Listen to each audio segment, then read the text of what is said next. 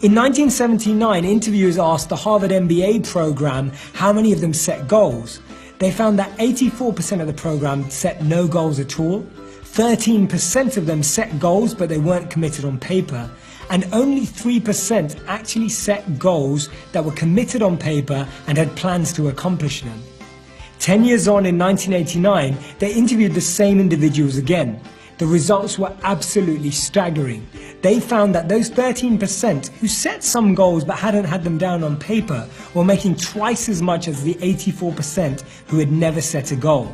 And even more staggering was the fact that the 3% who had committed goals written on paper had actually been making more money than the 97% put together.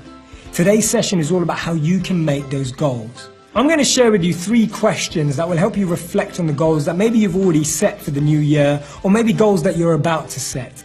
The first question you need to ask yourself is, are your goals too vague and are they not specific enough? The reason why I ask this is because maybe one of your goals is to get fit. Now when you say that, do you mean as fit as a model? Do you mean as fit as Cristiano Ronaldo? Do you mean as fit as an athlete? How do you define fit? Or is it just fit enough to walk up your stairs without feeling tired?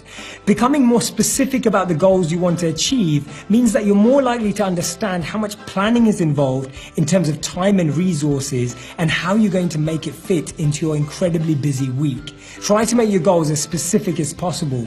The second question you need to ask yourself is, are your goals too grand to be achievable? Now, I'm a big believer in defining your destiny and reaching and accomplishing your goals, but Bill Gates said a fantastic piece of wisdom that I want to share with you.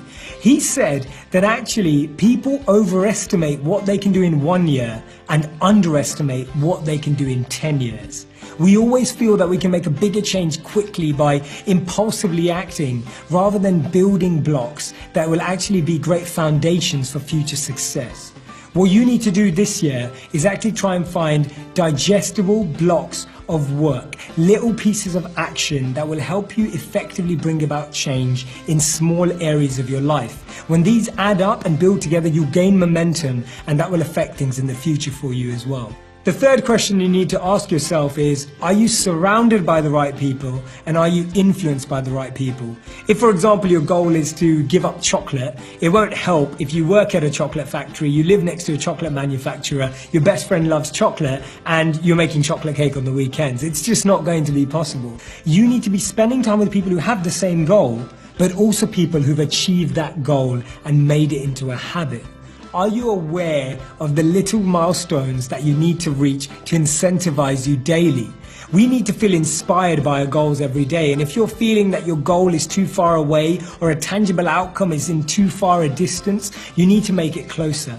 You need to be noticing and observing the small things, the small changes that you can be grateful for that you see every single day or every single week. Make sure you know your milestones, otherwise you're going to get lost. A goal without a plan is just a wish, and Tony Robbins said that setting goals is the first step in turning the invisible into the visible, and therefore you really need to write your goals down. Writing your goals down makes them a focus point. It makes sure that everything you're doing in life becomes aligned with those areas. We have to make sure that what you want and what you're thinking about, what you say and what you do are in line. That's how we create harmony in our lives. I really hope this has been relevant for your goal setting. I really look forward to seeing your goals and seeing you achieve them this year.